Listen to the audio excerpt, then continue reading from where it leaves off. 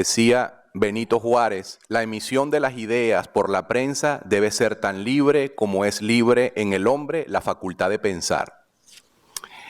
Político mexicano conocido como el benemérito de las Américas, Benito Juárez.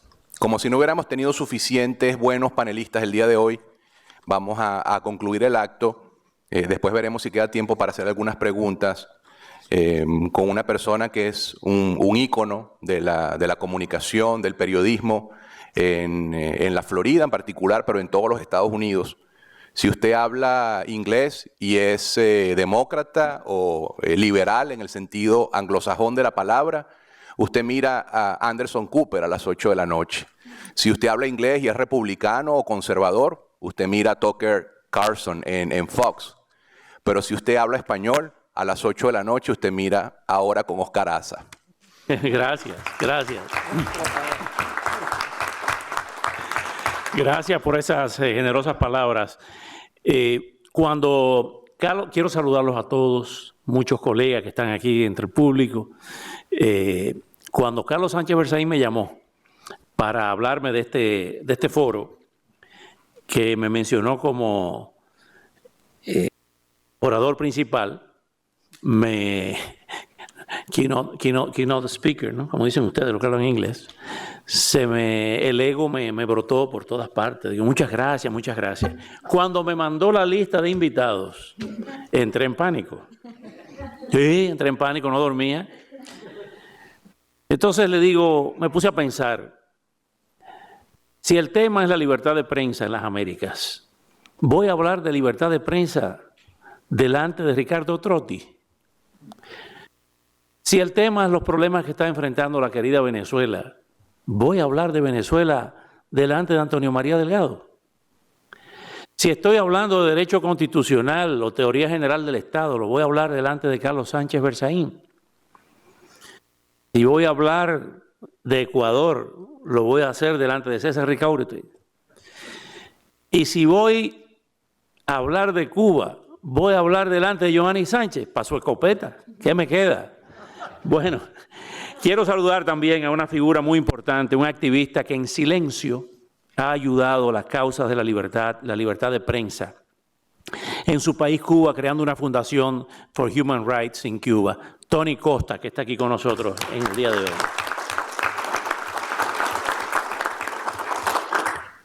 La exposición brillante de todos mis colegas aquí esta tarde, no se le puede agregar nada. Sin embargo, me ha permitido pensar y reflexionar de por qué las cosas, en este caso la libertad de prensa o las libertades en su sentido más amplio, no ha funcionado en nuestro hemisferio, en nuestros países, y sí ha funcionado en los Estados Unidos. Entonces cogí el tema de hablar, no repetir lo que acabamos de escuchar, de por qué no funcionan las cosas en nuestros países, y lo digo con dolor, y por qué los Estados Unidos en apenas 241 años ha alcanzado las cotas más altas de civilización y desarrollo en todos los sentidos, sin conculcar las libertades, sin que haya habido en este país en 241 años una dictadura. Yo tenía un amigo de la izquierda de los 60 y los 70, que era un cabeza caliente, lo quería mucho. Y después, como la ley del péndulo es el derechista más grande que hay ahora, que me decía, era en aquella época maoísta, le llamaba Mao el gran timonel.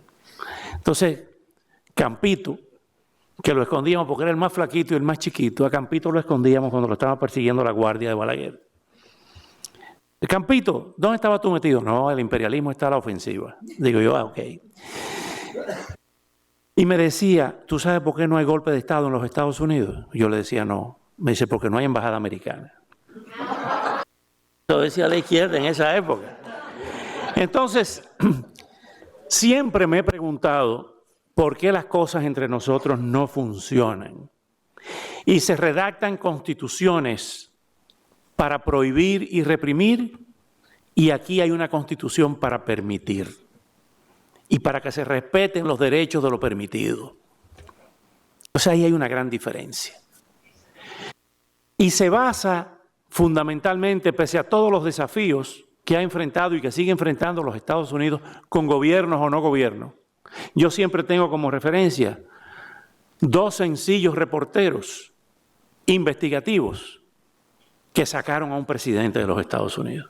Entonces, eso para mí en ese momento, un jovencito caminando las calles de mi querido Santo Domingo, Primada de las Américas, yo decía, no, esto tiene que ser una película de Hollywood, esto es un libreto. Que 2 reporteros hayan revelado los errores del presidente en ese momento más poderoso después de Roosevelt que tenía los Estados Unidos, que era Richard Nixon, y el gabinete de Henry Kissinger, y lo ha hecho renunciar. Yo dije, eso es un país. Y no ha habido revueltas ni rebeliones de militares. Entonces, este país que ha sido tan atacado, muchas veces injustamente, tiene algo bueno de haber llegado a esos niveles de civilización y cultura y desarrollo en todos los órdenes. Entonces, ¿por qué nosotros no podemos copiar? Aunque nos tiren de pitiyanqui, de lo que ustedes quieran, en Latinoamérica, lo bueno que ha hecho los Estados Unidos. Se basa fundamentalmente en 2 columnas, una colectiva y la otra individual. La colectiva es la Constitución de los Estados Unidos, los 10 puntos de la Declaración de los Derechos. Ricardo Trotti, en su brillante exposición, terminó citando la primera enmienda. Yo quiero comenzar en el breve desarrollo de mi ponencia, de mi participación, citando estrictamente la primera enmienda. La primera enmienda a la Constitución de los Estados Unidos prohíbe la creación de cualquier ley con respecto al establecimiento oficial de una religión que impida la práctica libre de la misma, que reduzca la libertad de expresión, que vulnere la libertad de prensa, que interfiera con el derecho de reunión pacífica o que prohíba al solicitar una compensación por agravios gubernamentales. Fue adoptada, y aquí quizá la parte más importante de este relato, el 15 de diciembre, un mes importante, es el mes que yo cumplo años, el 15 de diciembre de 1791, como la primera de las 10 enmiendas de la Carta de Derechos. Eso no se ha modificado. ¿Qué nos pasa? Que cada vez que tenemos un cambio de gobierno, no solamente modificamos la Constitución, sino que queremos modificar el Estado y reinventar un Estado cada vez que viene un gobierno. Llegó una vez en que un presidente de nuestros países dijo que en países como los nuestros, en un discurso a la nación, la Constitución no es más que un pedazo de papel. El presidente de la República. Entonces, ¿cuál es la otra columna? Esa es la columna colectiva, el respeto a las instituciones y a la Constitución de los Estados Unidos. Nadie está por encima de la ley en este país. Se puede atacar a la prensa, se puede atacar aspectos importantes del sistema, pero no se cambia de forma abrupta, sino a través de los organismos constitucionales. Aquí un juez es inamovible en la Corte Suprema de los Estados Unidos hasta que se muere. En nuestros países se nombran hasta Corte Suprema paralelas, como el caso lamentable de Venezuela, nuestra querida Venezuela. Entonces, cuando tenemos esa realidad, hay un problema fundamental en los orígenes, en los prolegómenos de nuestros países. Y la prensa y la libertad de prensa no es ajena a eso, porque forma parte de eso. La otra columna es una columna deontológica, que es individual, los valores éticos del periodista en los Estados Unidos, la conciencia social que tiene de su función, el hecho de que la aspiración de un periodista en nuestros países, como lo describió Antonio María, es que el gobierno nos mande un cheque todos los meses. Trabajamos en un medio y nos convertimos en relacionistas públicos de la Corporación de Fomento, del Banco de Reservas, del Banco Nacional. Entonces, tenemos grandes periodistas que son empleados públicos. No hay una separación de la función del periodista. Esa parte deontológica en la sociedad norteamericana viene de la cultura calvinista, de la disciplina del trabajo y de la disciplina moral. Este país, en vez de venir a esclavizar a los indios, como hicimos nosotros, para convertirnos en grandes señores feudales que no fuimos en Europa, desarrollaron este país en base a una estructura familiar, a unos concilios en los pueblos, reían de los cocos. El barbero forma parte del tribunal, aparece un juez, aparece un sheriff, que casi siempre es el que más rápido saca el revólver. Y se fue constituyendo esa sociedad funcional, efectiva, con la cultura del trabajo. Un periódico en un linotipo muy precario se repartía. Mientras nosotros teníamos los canillitas con periódicos que dependían lamentablemente muchos de ellos del Estado, del gobierno, aquí era independiente. Y se hacía ese periodismo parroquial de pueblito pequeño. Hay un periódico dominicano, el Listín Diario, que fue fundado en 1889 y se llama Listín porque era la lista en el puerto de Santo Domingo de los barcos que entraban y salían y se pegaban en la pared. Y así nació el primer periódico, el Listín Diario. Había otro anterior, La Información. De manera que ese desarrollo histórico explica muchas cosas y muchas de las dolencias que hoy enfrentamos en nuestros países. Debe respetarse la libertad de prensa porque debería estar en el ADN de cada uno de nosotros, porque la libertad de prensa es la libertad en sentido general. Enfrentamos graves peligros en los Estados Unidos. Sí lo enfrentamos. Pero Estados Unidos ha enfrentado esos desafíos. Cuando surgió el primer periódico, a fines de 1700, luego con los desafíos de la radio, luego con los desafíos del cine, de la televisión y hoy del Internet, y de lo que citaba Ricardo, de Facebook, Google y todos los desafíos que enfrentamos. Estados Unidos los ha superado. Debemos imitar cómo se superan esos desafíos sin asesinar la libertad. Ninguna de las libertades, con las mismas reglas de juego que ya están establecidas. Las leyes están ahí, muchas de ellas no se aplican, es letra muerta, sin llegar a la censura.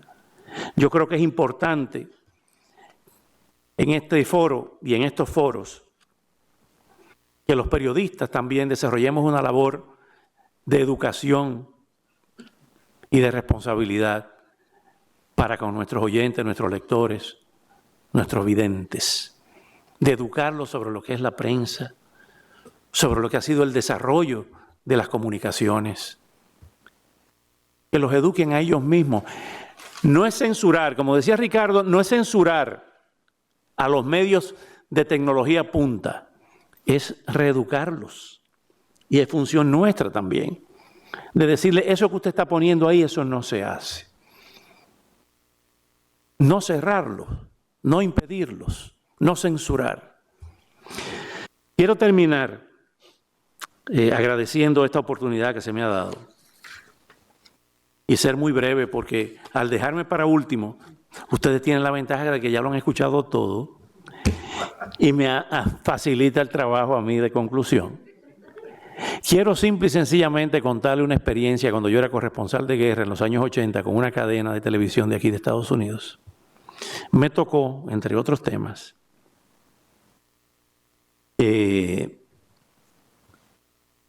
cubrir el intento de golpe de Estado en octubre del año 89 a Manuel Antonio Noriega, del mayor Moisés Giroldi.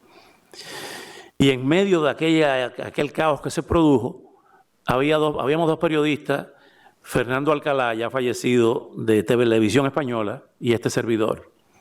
Y uno de los ayudantes de Noriega dijo, que suban esos dos. Y yo estaba buscando cuál era el otro, y era yo. Subimos y salió Noriega en estado de embriaguez, con un sombrero panameño, una guayabera, y dijo, ustedes son corresponsables de todo esto que ha pasado hoy. Cuando sofocó la rebelión, Alcalá y yo nos miramos, como buen español me dijo, esto está feo, está joda. Digo yo, bueno, tranquilo aquí. Dice, yo si quiero desaparezco la prensa así. Yo no sé de dónde me salió y le dije, general, deje a la prensa tranquila, que mire si es poderosa, que ni siquiera nosotros los periodistas la hemos podido destruir. Avisó la cosa, claro, al otro día estaba en un avión para Miami de la Eastern, entonces. Quiero finalizar con aspectos concretos de cómo se han manejado las crisis de comunicacionales en los Estados Unidos. Está los casos del Ku Klux Klan en su momento, los casos del odio racial, de los odios raciales, el papel de ACLU, que es importante, la Unión de Libertades Civiles, y también los casos más recientes, el de Julian Assange, de Wikileaks, el de Edward Snowden y el de Chelsea Manning, que cambió de sexo y fue indultado, que fue condenado o condenada a 35 años. Hasta eso estaba confuso. Pero hay un caso que me llamó la atención de los retos y desafíos y peligros que enfrentamos. Hace algunos años, parecía una película de Steven Spielberg. 2 niños de 14 años sentados en una computadora penetraron, no sé si muchos de ustedes lo recuerdan, las computadoras del Pentágono. Perforaron las barreras de seguridad tecnológica del Pentágono, nada más y nada menos. Pudieron haber desarrollado una guerra, como se veía en las películas de James Bond. Nos enfrentamos a esos retos. En vez de coger a esos niños y meterlos en la cárcel, y es el punto que quiero poner énfasis, enfatizar, se debe educar aún más sobre el uso y el abuso de esa nueva tecnología. No quiero dejar de mencionar a un personaje que está en Cuba en estos momentos, que ya me dijeron que tiene 23 años, que es políglota, habla muchos idiomas y que siempre estuvo interesado en las computadoras, y quiero recordarlo, es un niño muy inteligente, salió a su padre y a su madre, que es el hijo de Joanny Sánchez, Teo, que está en este momento en La Habana, sabe Dios hablando mandarín o francés. Creo que este tipo de foro debe hacerse con mayor frecuencia. Creo que nuestra labor, además de informar, es de tratar de formar una audiencia y una teleaudiencia cada vez más inteligente. Y aunque parezca un chiste, no lo es. El mayor reto que enfrentamos los que estamos en los medios en los Estados Unidos no es tanto el terrorismo como la posibilidad de un golpe de Estado, que se implante una dictadura en Estados Unidos, que no va a ocurrir, que haya abusos de algún que otro juez contra periodistas, que no creo que vaya a ocurrir. Para mí el mayor peligro que enfrentamos son las Kardashian. ¿Por qué? Porque las Kardashian han sido las grandes culpables de la frivolización de los medios de comunicación en los Estados Unidos, que han llevado a los programas